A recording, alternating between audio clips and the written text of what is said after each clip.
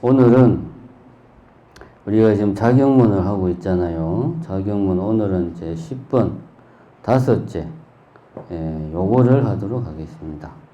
삼경 외에는 잠을 자지 말지니라. 다 같이 보고 있습니까? 다 같이 보십시오. 아득한 옛날부터 수행의 장애에는 수마보다 더한 것이 없으니 하루 종일 정신을 맑게 차려 화두를 꽉 붙잡아 흔들리지 아니하며 앉고 눕고 가고 오는 모든 행동 중에도 세밀하고 세밀하게 마음 광명을 돌이켜서 스스로를 볼지니라.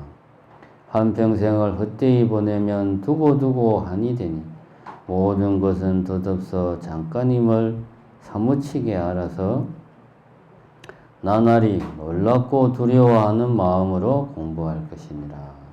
사람의 목숨도 순간이라. 참으로 시간을 보정할 수 없으니 만약 조사의 관문을 뚫지 못한다면 어찌 편안히 잠잘 수 있으리요.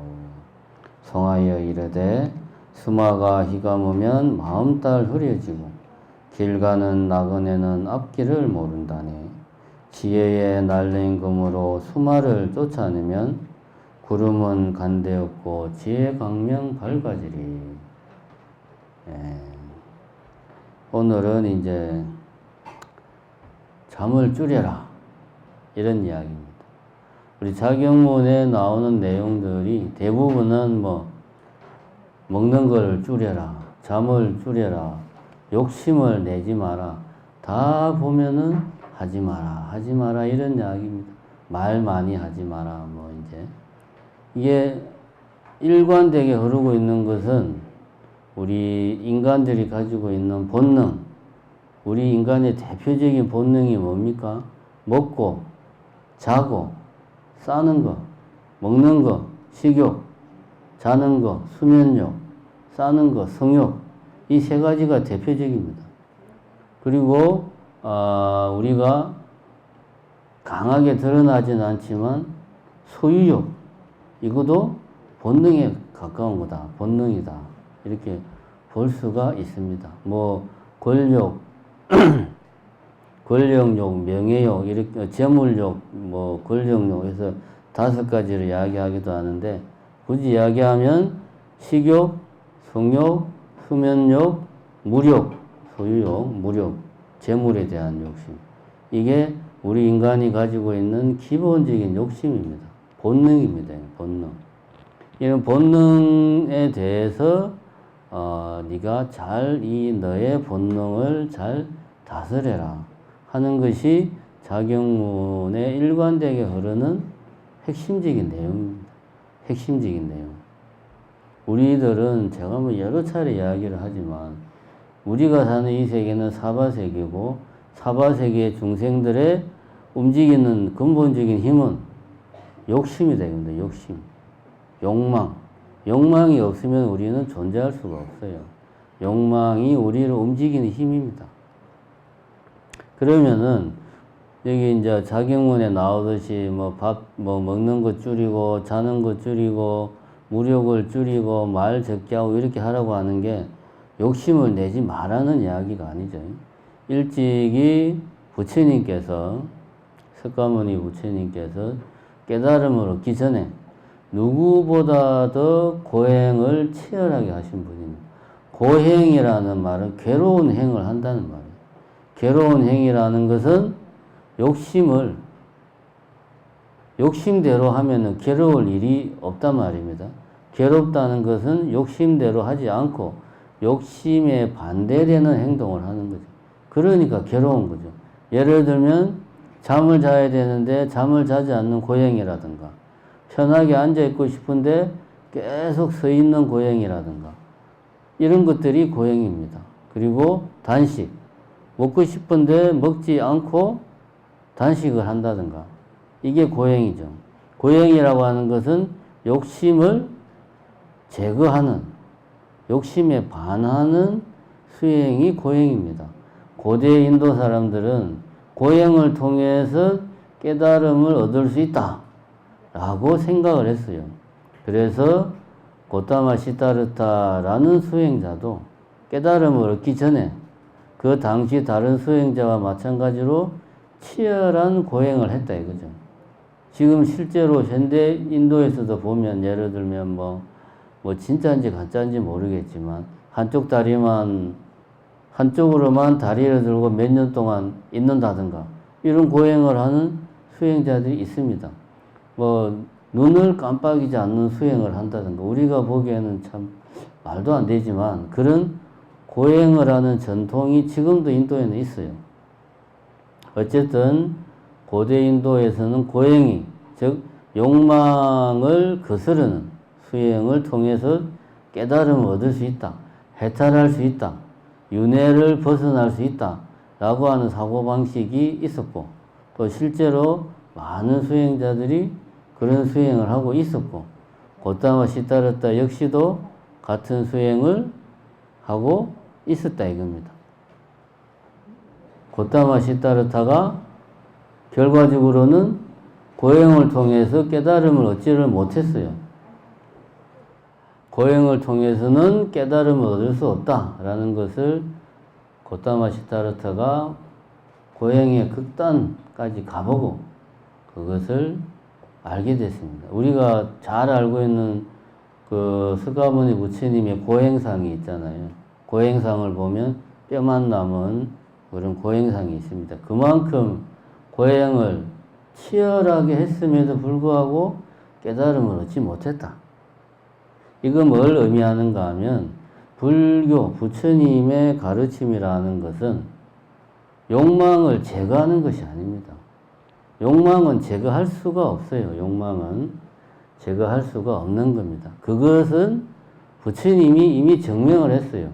누구보다 치열한 고행을 통해서 욕망에 반하는 수행을 해봤지만 그렇게 해서는 깨달음을 얻을 수가 없더라 라는 것을 부처님이 몸으로 이미 우리들에게 요즘 말로 하면 선행학습을 해준 겁니다. 그래서 부처님의 가르침은 욕망을 제거하자는 게 아닙니다. 여기서 이야기하듯이 삼경 외에는 잠을 자지 마라. 삼경이라는 것은 밤 9시부터 11시를 말합니다. 그러니까 9시 전에는 자지 마라 이겁니다. 눕지 마라 이거지. 낮잠을 잔다든가 꾸벅꾸벅 존다든가 이렇게 하지 마라. 그런 이야기입니다. 그래서 우선 첫 번째 부처님의 가르침은 욕망을 제거하는 것이 아니다. 욕망을 부정하는 것이 아니다.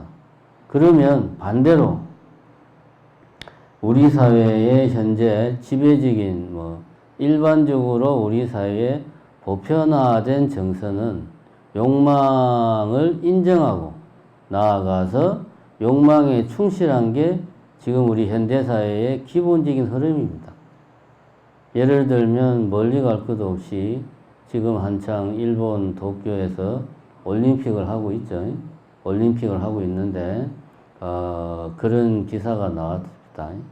이제 우리나라 그 올림픽 참가한 선수들이 예전에는 금메달에 집착을 했는데 금메달이 아니면 우리 국민들도 금메달이 아니면 인정을 해주지 않고 또 선수들도 금메달을 못 따면 무슨 죄 지은 사람처럼 예전엔 그랬는데 요즘은 그런 분위기가 바뀌었다.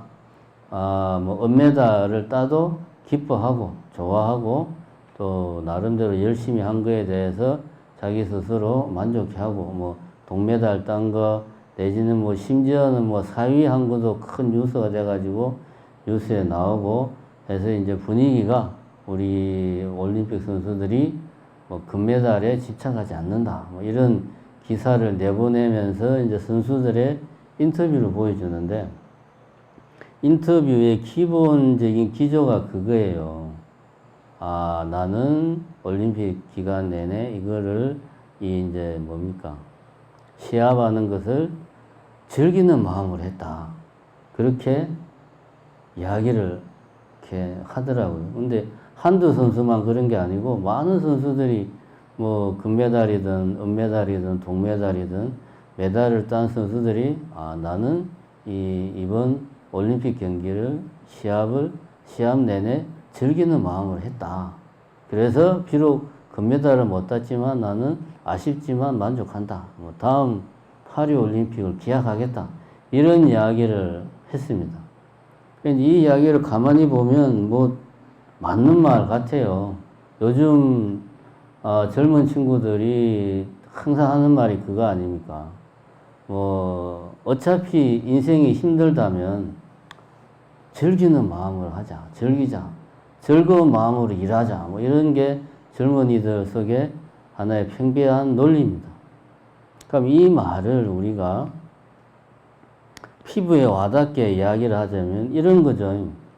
서울법대를 우수한 성적으로 입학한 학생이 있어요. 입학을 했어도 공부를 거기에서도 잘해가지고 시험을 칠 때마다 1, 2, 3등 안에 거의 항상 들어가는 아주 우수한 학생이 있어요. 그러니까 공부로 따지면 뭡니까? 국가대표급이죠. 그죠? 공부로 따지면 서울대학교 법대에서 1, 2등, 1, 2, 3등 하면 그 우리나라에서 공부 제일 잘하는 거지. 근데 그 학생이 인터뷰를 하니까 그 학생이 하는 말이 공부를 어떻게 했습니까? 저는 즐기는 마음으로 공부를 했습니다. 여러분들도 공부하기를 즐기세요. 이렇게 말을 했다고 치자. 그럼 그거를 보고 있는 고3 수험생들 마음이 어떻겠습니까? 무슨 말 같지 않은 소리를 하고 있냐.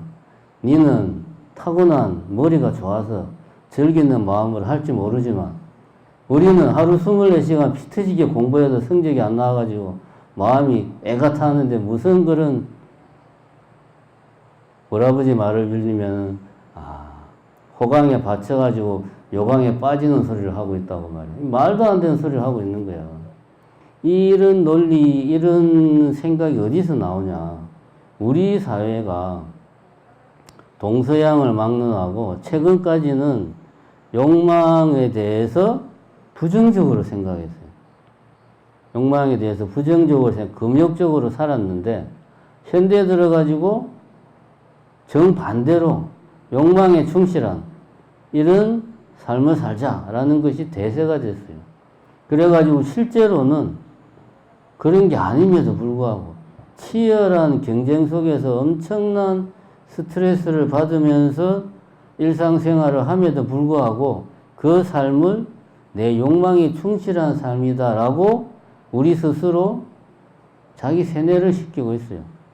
이거는 두 번째 경우. 욕망에 충실한 것도 올바른 이 삶의 자세가 아니다. 욕망 자체를 부정하는 것도 올바르지 않지만 욕망에 충실한 것도 올바른 자세는 아니다. 그러면 어떻게 해야 되는가? 지금 비 오나요, 밖에? 빨리 끝내겠습니다. 네, 공자가 이야기하기를 이렇게 이야기했어요. 공자가 뭐라고 그랬냐? 낙이 불음하고 애이 불상하라. 뭔 말이냐면 낙이 불음, 즐거워하되 낙, 불음, 방탕에 빠질 정도로 즐거워하지 말고 애이 불상, 슬퍼하되 몸과 마음이 상할 정도로 슬퍼하지 마라 이거지. 이게 무슨 말입니까?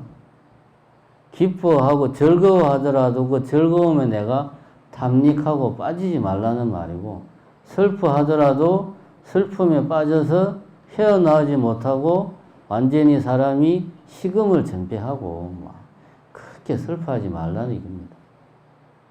그럼 어떻게 하면 그렇게 할 수 있나? 근데 사실은 이런 말을 한 공자도 보면 논어에 보면 그런 말이 나옵니다. 당신도 소라는 악기가 있는데 저도 안 봐서 모르겠어요. 뭐 지금으로 치면 뭐 기타 그런 거겠죠. 소라는 악기에 심취해서 3개월 동안 고기 맛을 모르고 살았다. 그러니까 뭔 말이냐면 소라는 악기에 너무 빠져가지고 식음을 정폐하고 그 악기 다루는데 그냥 푹 빠져 살았다 이겁니다. 요즘으로 치면은 게임에 빠져가지고 3달 동안 세상 모르고 살았다는 이야기. 그렇게 해보니까 뭔가를 즐기되 방탕한 정도로까지 즐기지 않는 것이 좋구나. 슬퍼하되 뭔가 마음이 상할 정도까지 슬퍼해서는 안 되겠구나라는 것을 공자께서도 당신이 경험을 해보고 그런 이야기를 한 겁니다. 즉 욕망을 부정해서도 안 되지만 또 욕망이 가는 대로 그대로 따라가서도 안 되는 겁니다. 결국은 중용의 길을 가야 되는데 그것이 공자가 이야기한 낙이 부름이요 애이 불상이라 이겁니다. 그럼 어떻게 하면 그렇게 할 수 있는가? 여기 나옵니다. 그 뒤에 어떻게 해야 되느냐? 앉고 눕고 가고 오는 모든 행동 중에도 세밀하게 마음 광명을 돌이켜서 스스로를 볼지니라.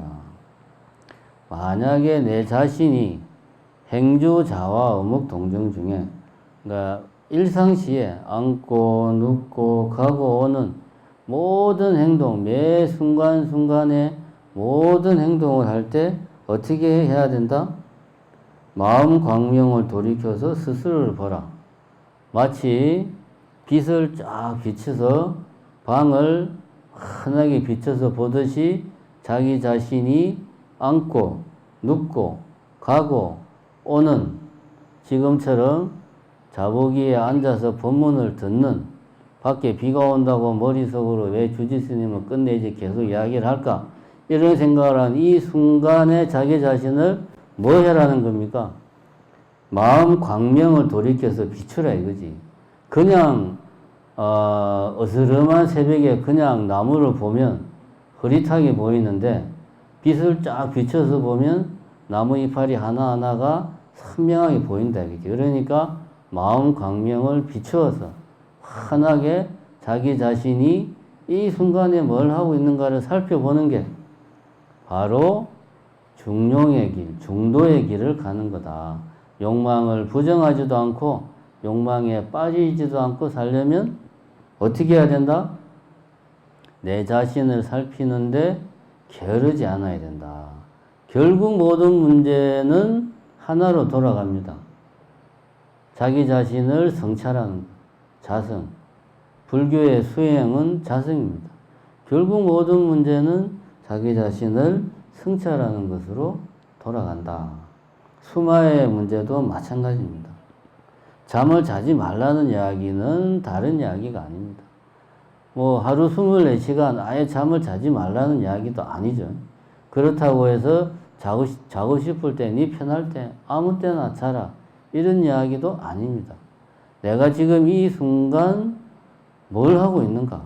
내가 지금 이 순간 잠이 와가지고 정신이 멍한가? 아니면 내가 지금 이 순간 졸고 있는가? 이거를 내가 내 안으로 뭘 비춘다? 마치 환한 라이터를 내 안에 쫙 비추듯이 내 마음을 항상 살펴봐서 정말 잠이 오면 자야죠. 근데 내가 그게 아니고 꾸벅꾸벅 졸고 있다. 딴 생각을 하고 있다. 이런 거를 내가 잘 내 스스로 알아차리는 것이 올바른 자세다. 그런 이야기입니다. 모든 것은 덧없어 잠깐임을 사무치게 알아서 나날이 놀랍고 두려워하는 마음으로 공부할 것이니라.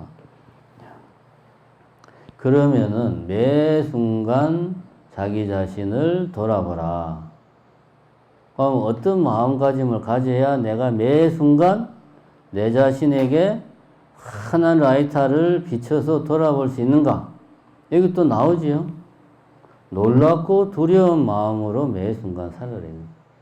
이런 마음은 어떻게 생기는가? 이런 마음 또 바로 그 다음에 나옵니다.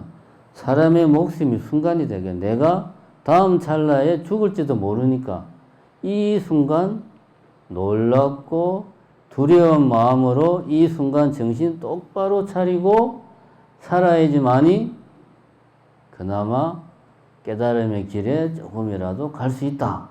그런 이야기입니다. 자, 정리를 해봅시다. 부처님의 가르침은 욕망을 부정하는 것도 아니고 욕망에 충실하라는 것도 아닙니다. 중도의 길을 가야 된다. 해서 공자님 말씀을 빌리면은 낙이 부름이요 애이 불상이라. 즐거워하되 방탕에 빠지지 말고 슬퍼하되 몸과 마음이 상하지 마라. 이런 중도의 길을 걸어서 가야지만이 욕망을 내가 다스릴 수 있다. 그럼 어떻게 해야 내가 욕망을 다스릴 수 있는가?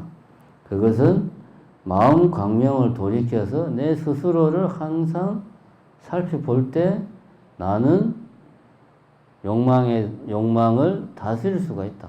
그럼 어떻게 하면 매 순간 내 자신을 살필 수 있는가? 나날이 놀랍고 두려운 마음으로 살아야 된다. 그러면 매 순간 자신을 살필 수 있다. 어떻게 내가 마음을 먹어야 나날이 놀랍고 두려운 마음으로 사는가? 사람 목숨이 한순간이라는 것을 항상 명심해야 된다. 언제 죽을지 모르니까 지금 이 순간 정신 똑바로 차리고 내가 무슨 생각을 하고 있는지, 내가 지금 무슨 짓을 하고 있는지를 내 자신이 잘 살펴야 된다. 이런 이야기를 하고 있습니다. 송하여 이르되 수마가 희감으면 마음딸 흐려지고 길 가는 나그네는 앞길을 모른다네. 지혜의 날랭금으로 수마를 쫓아내면 구름은 간대였고 지혜 광명 밝아지. 수마라 하는 것은 이 잠자는 게 수행의 마장, 방해가 되니까 수마다 이런 표현을 쓴 겁니다. 수마가 우리의 내 자신을 휘감으면 마음의 달이 흐려져. 마음이 흐리멍텅해져. 마음이 흐리멍텅해지면 내가 지금 뭘 하고 있는지를 모르죠. 그러니까 어떻게 됩니까? 내가 수행을 하는 이 내가 어디서 어떻게 가고 있는지를 내가 모르는 거예요. 그래서 길 가는 나그네가 앞길을 모른다네. 그럼 수마를 어떻게 쫓아내야 되나? 지혜의 날랭금으로 수마를 쫓아내야 된다. 지혜의 날랭금은 다른 게 아닙니다. 지혜의 날랭금이라는 게 공부를 엄청 잘하는 사람이 세상 모든 진리를 다 하는 그게 아니고, 앞에서 말했죠. 뭡니까? 불교에서의 지혜를 내가 올바르게 지혜를 가지고 있다. 다른 거 없습니다. 사람의 목숨이 한순간이다. 그러니 매 순간 놀랍고 두려운 마음으로 살아야 되겠다. 이런 마음가짐을 가지는 게 지혜로운 마음이다. 그런 이야기죠. 우리가 착각을 하면 안 됩니다. 지혜롭다는 게 지식이 많다. 머리에 든 게 많다. 이거하고는 다른 겁니다. 매 순간 자기 자신을 성찰하는 게 지혜로운 겁니다. 지혜의 날랭금으로, 즉 매 순간 내 자신을 성찰해서 수마를 쫓아내면, 그러면 결과적으로는 내가 깨치고 깨달음을 얻고 고통은 영원히 사라지게 되는 거죠. 구름은 간대없고 지혜 강명 밝아지리. 네, 오늘은 이렇게 자경문 5번째 수마에 대해서 이야기를 해봤습니다. 감사합니다.